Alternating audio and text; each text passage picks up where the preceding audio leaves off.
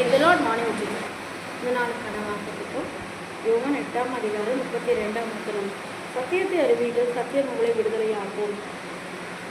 அல்லேலூயா. சத்தியத்தை அறிவீர்கள், சத்தியம் உங்களை விடுதலையாக்கும்.